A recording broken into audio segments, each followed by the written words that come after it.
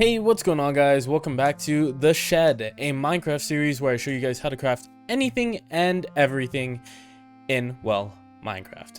In today's video, we're going to be looking at the wooden shovel. It is another very simple wooden tool, and to craft it, in the middle rows, you put a stick, in the bottom middle, you put another stick, and on the top row, you put any type of wooden block. Simple as that.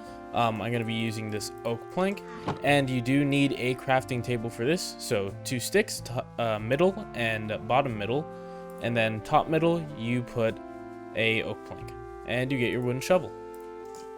Just like that.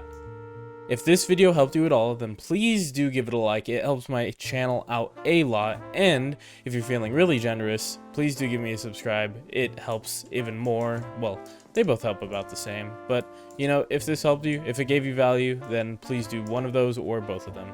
Anyway, I'll see you guys in the next video. Peace.